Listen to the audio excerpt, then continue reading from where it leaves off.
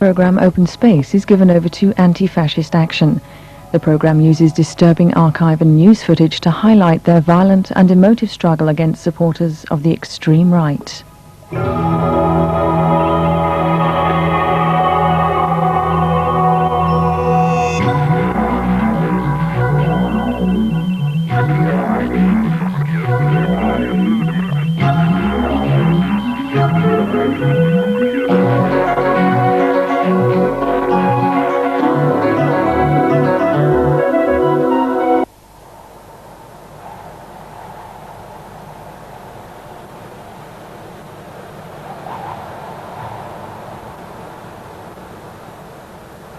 First, they came for the Jews. I didn't speak out because I wasn't a Jew. Then they came for the communists. I didn't speak out because I wasn't a communist. Then they came for the trade unionists. I didn't speak out because I wasn't a trade unionist. Then they came for me. There was no one left to speak for me. Pastor Niemöller, victim of Hitler's Nazis.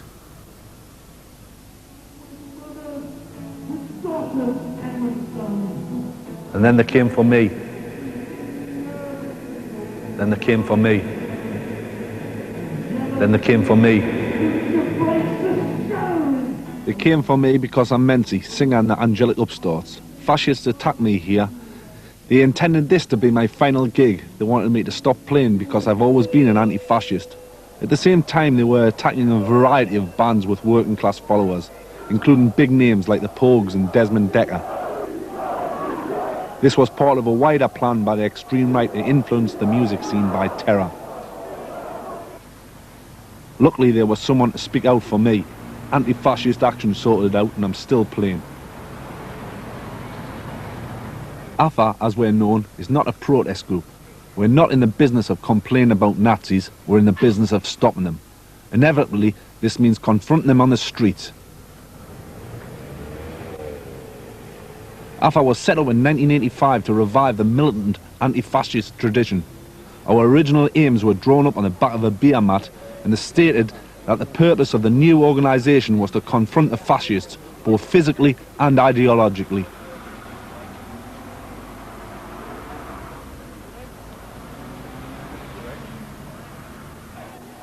For the media, the rise of the far right in Europe is something that happened overnight.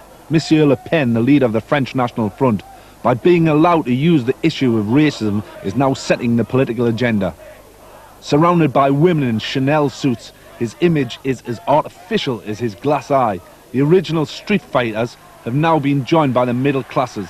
The first stage has been lost in France.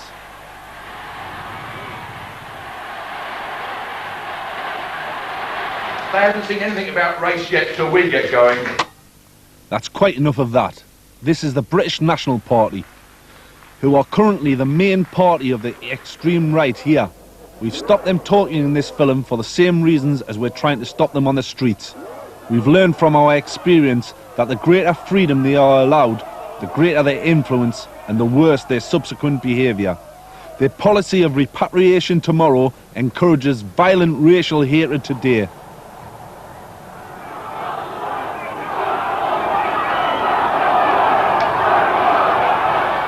In Britain, there are 70,000 racist attacks a year, of which Tower Hamlets in East London has the highest ratio. It is no coincidence that this is the area of London that the BNP concentrate their energy. In the general election, they received 2,500 votes in this borough, using the battle cry, "Rights for Whites." Obviously, this was a conscious vote for their agricultural policy.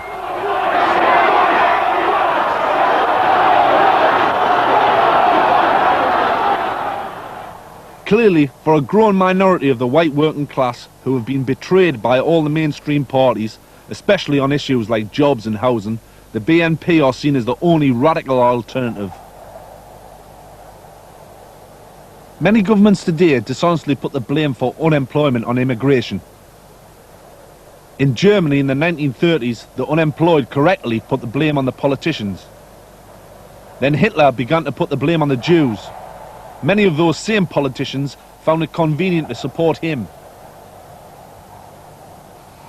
Only one thing could have stopped our movement: if our enemies had understood its principle, and from the first day had smashed with utmost brutality the nucleus of our new movement, Adolf Hitler. In Britain, Hitler's disciple was Sir Oswald Mosley, founder of the British Union of Fascists, otherwise known as the Black Shirts. He used provocative marches through the Jewish areas to control the streets, to impress his establishment backers. The most famous ended in the Battle of Cable Street. My friend and I, we were both 12, and we decided we'd like to be part of the human wall. And we went along on that day, and thousands and thousands of people. At first, the police, they were mounted police. All they tried to do was allow the traffic through. But there were too many people, and they were pushing the people who were in the road onto the curb. There were people being pushed through the plate glass windows of Gardeners, which was the big store on that corner. The police horses were out onto the pavement, and women were falling to the feet of the horses. There were screams, there was blood.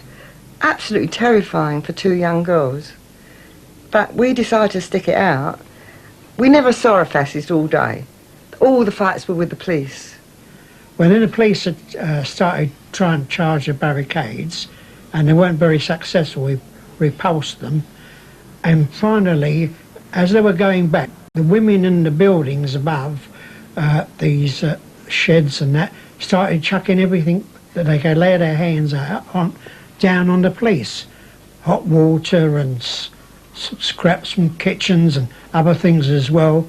And the police didn't know what to do, and they ran into the sheds and locked themselves in. And then the police was attacking, and one black cop was just about to bounce his truncheon off my nut, and I just stuck out a right hand and he went down. A little bit later, they came out with their hands up, surrendering. We'd ever seen a policeman surrender. We didn't know what to do. So we took it and told them to show. Police battened away and smashed, and mounted police were battering away for 4 solid hours, and they still couldn't drive the people back. And finally, Mosley, who was the leader of the fascist party in those days, the racist party, was forced to withdraw and had to go back. Many of us was arrested. No fascists were arrested. I was sent to prison for 4 months. Many people of my friends were sent to prison as well. And when I was arrested, all these coppers round here decided to help me to the police station. And when they got there, they just picked me up like a battering ram. They didn't open the police station door with a handle. They just opened it by banging my head against the door. When they got me inside, they just started stamping on my head and banging me over the head with truncheons, and I faded from the scene. And when I woke up a couple of hours later, I heard great cheers from all over, because the news had come through that the racists hadn't broken through, and the chief of police had ordered that Mosley couldn't march, or Mosley was the leader of the racists, couldn't march and had to go back. Tremendous feeling of pride that we were part of all that. For me, that was the beginning of the feeling of anti-fascism, that they shall not pass, and they did not pass that day. I don't think the Jews were so badly attacked as the Asians have been here, partly because the young Jews were quite well organised, but it never was as bitter then. Jews weren't burnt out in their homes the way Asians have been here. There may have been the isolated incidents of being attacked if they met them in the street, or even in their... Sometimes they'd come to their actual homes, but there was none of this burning out and terrible attacks that the Asians have had. Bombs thrown through the doors, the petrol bombs. We never had anything like that. Fascism is a movement of force against the working class people, irrespective of where they are. Fascism does away with trade unions. Fascism lives on racial hatred. Fascism doesn't believe in the betterment of the conditions of the working people. It is the strong arm of the capitalist system, in my view.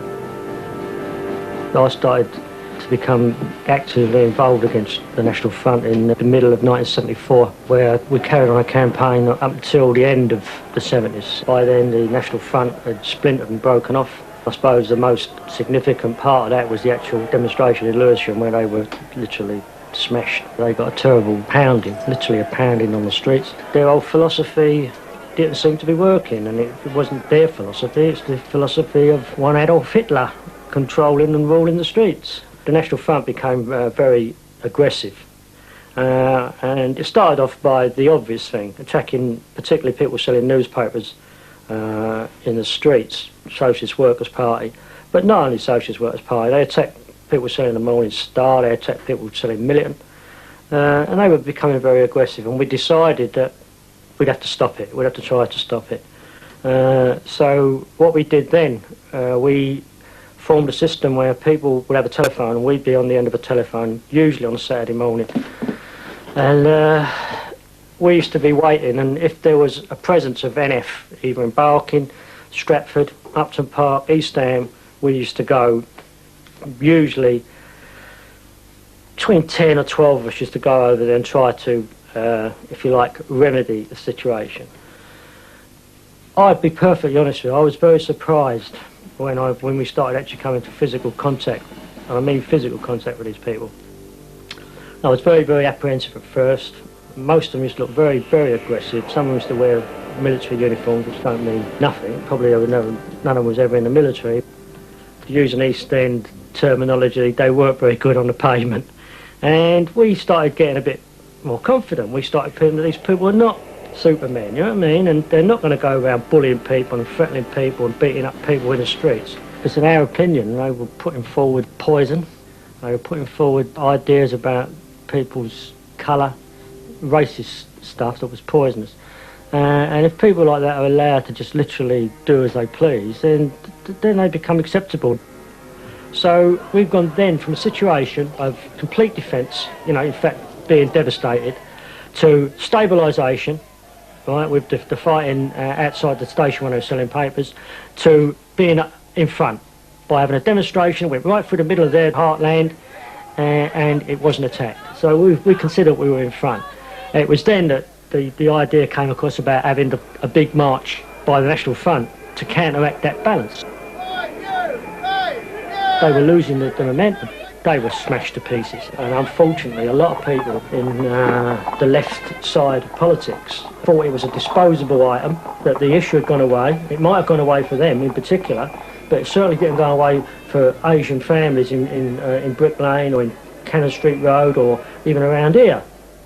You know, it's all very well saying people have got the right to express their own opinions, but when their opinions could lead to some young Asian people, as they did at that time, Tab Ali, a young Asian worker was coming down the bottom of Brick Lane. He was stabbed to death by two skinheads for no apparent reason, just because of the fact he was Asian. And if you allow those people to sell that sort of muck, that is the end result.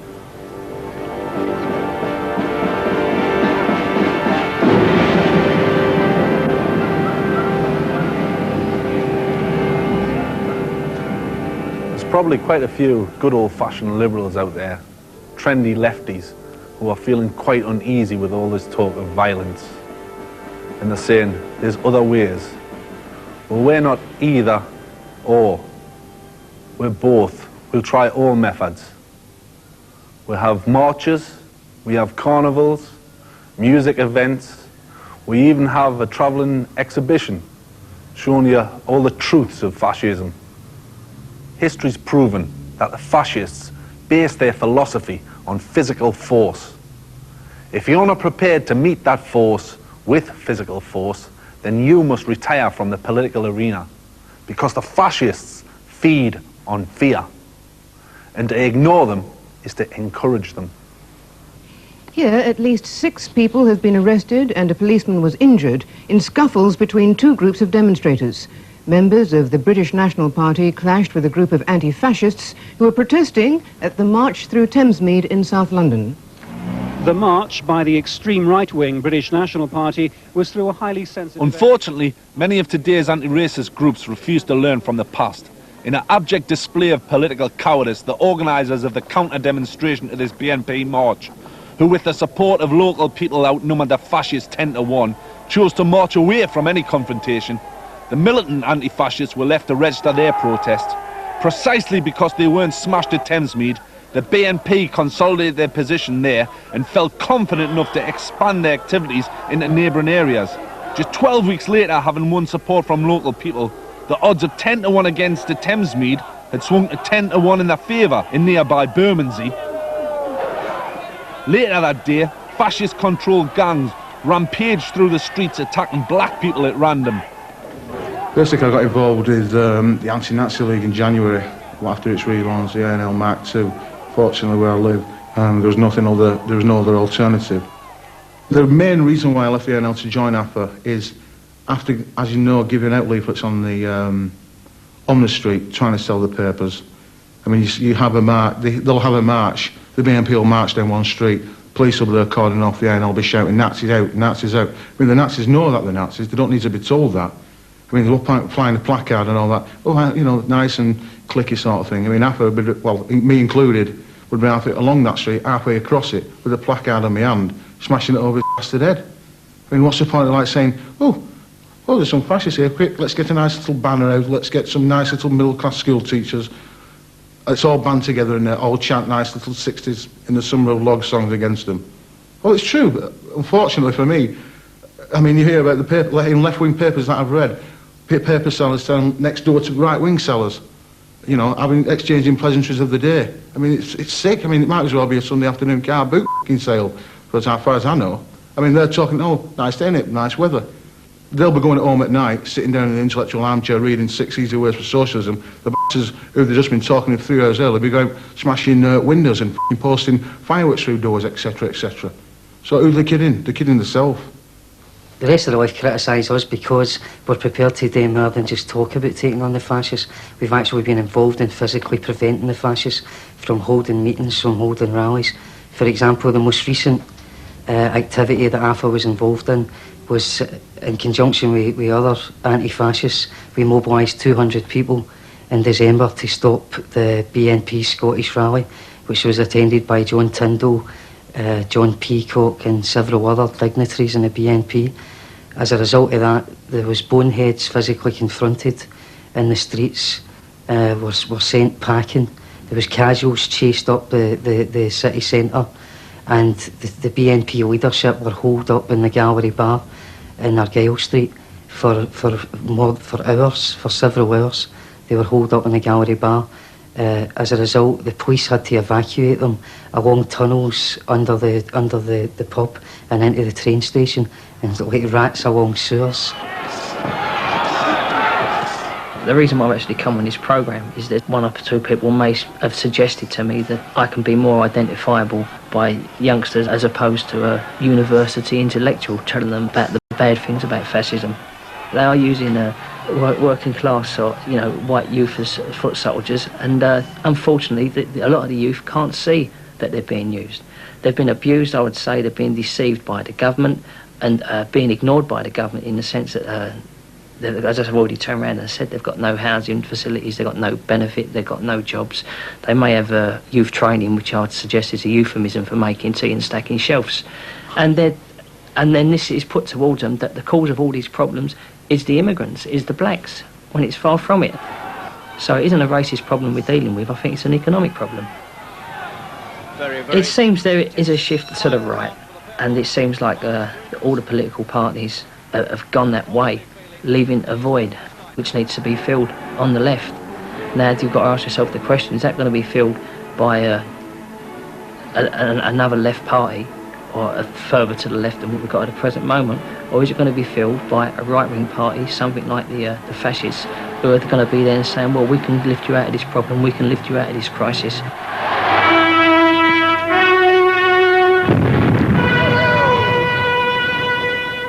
Scotland is the area of highest recruitment for the BNP. They aim to exploit the history of sectarianism between Catholic Republicans and Protestant loyalists. We can start by looking at the Glasgow Rangers battle hymn, the Billy Boys. Football fans think the song is about William of Orange, but in fact it is dedicated to Billy Fullerton, a black shirt commander who founded the gang, the Billy Boys. In 1926 they were hired to smash the general strike, for which they received certificates of merit from the Secretary of State. Fascism has been described as a razor in the hands of the class enemy, and in Glasgow in the 1920s it was literally true. Standing lives are more fashionable these days. Fascism has a hold in Glasgow now, among a section of Glasgow youth. The Glasgow Rangers Football Club is a focus for that organising. and it's quite clear that within Ibrox now there is a cadre of fascist organisers who are using Rangers loyalist history as a touchstone in young Rangers. This is where the Northern Loyalist and Nationalist newspapers Peter and Clyde constituency proves the notion that's generally held by the rest of the left that the BNP are just a racist party. The BNP use racism. Racism isn't a principle for the BNP, it's just a tactic that they trot out and use where applicable. In Clydesdale there isn't much sign of any ethnic minorities. Right? There's very few Asians, very few blacks, very few Chinese people. Right? There's no definite targets. However, what there is a large Irish loyalist population. What they intend to achieve is to build on the bigotry that's already there. Loyalism is a parochial version of fascism anyway. It's based on the idea that there's a Protestant ascendancy, that Catholics are second-class citizens. You know, it's the transferal of Ulster to Scotland, right? And the BNP, they don't want a race war, right? What they want is a sectarian war in Scotland, because the race war politics, they know as well as we do that race war politics won't work up here. They have to use another tactic, right? And the tactic is sectarianism and whipping up the Ormsmen, whipping up the loyalists and building on what's there. In other words, what they intend to do is try and broaden the horizons of the localised version of fascism and turn it into the British National Party's version of fascism, for the Papish conspiracy of the loyalists to the Jewish conspiracy of the BNP.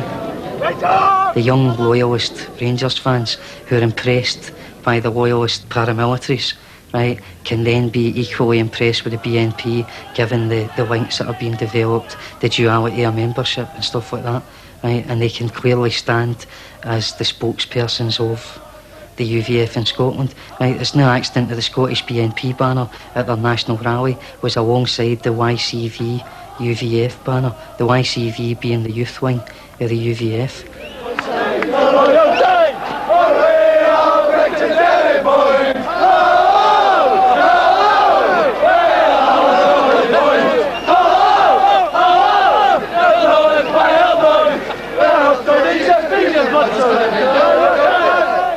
I was a member of the Orange Order in Scotland for 15 years. I was a substitute master in an Orange Lodge, district of Glasgow. From being a member of the Orange Order, I became involved in loyalist politics, selling Ulster Defence Association magazines, things like that. I was involved in a flute band as well, went to Belfast every year. And through being involved in that aspect, it was like being anti-Catholic, anti-IRA, you know. But I came up against a problem when I received literature from like the UDA, which was like a magazine called the South African Patriot, which was a racist South African magazine, keep swimming pools white and things like that, which I was quite disturbed about, because although I regarded myself as being a loyalist, I wasn't interested in the racial politics or aspects, National Front, etc. So I was unhappy about that, and I complained about it. They stopped, but just before they stopped, I actually received literature from the Federation of Conservative Students, which was a magazine called The Unionist, which was it had things like Bring Back the B Special, Support the Contras in Nicaragua, Support UNITA, all the sort of right-wing groups around the world. I wasn't interested in the Conservative Party, having just became unemployed and everything else, and then I hated the Tories as much as everybody else. Due to the activities of the militant anti-fascists, the extreme right has not been able to operate in Manchester for a decade. They've been forced to confine their activities to surrounding towns like Rochdale. AFA has followed them. By leafleting white estates, we seek to cut off their supply of recruits at source, by showing that though many of their supporters are poor themselves, they are the enemies of the poor. It was when the Stickers had actually started to go up, and one of the candidates for the BNP was standing for election. We live in a council area now, and a new family had moved in, a white family, and it was a young girl, I think of 14. She used to go around to the Asian homes at night and throw bricks through the bedroom windows. There was a group of young people who lived nearby who were openly racist. Now they'd come nightfall, they'd come round and smash in windows, throw things through the letterbox. When we'd go out, there'd be verbal abuse. So we decided to call in the police. Now they said they couldn't do anything. I don't agree with violence, but if there's no other way, then you need to. For many people, the consequences are far more serious. In Newham, an East London borough, a black family remembered another victim, beaten to death a couple of months ago in an unprovoked attack. Even police figures show that in this part of East London, racist attacks have risen by 99% over the last year.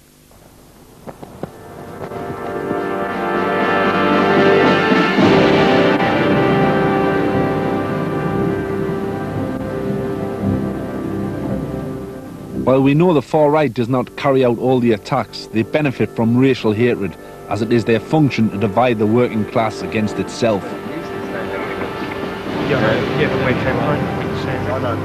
Here in Bermondsey, on the back of their success in opposing the anti-racist march you saw earlier, they have established a successful paper sale.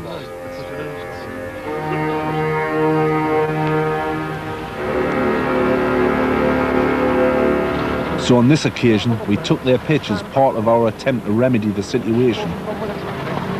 Our policy is to physically deny them the potential to grow. While we realise they are still relatively small here, in many countries they are not. If we can't stop them now, when they're small, then in all probability we're not going to stop them.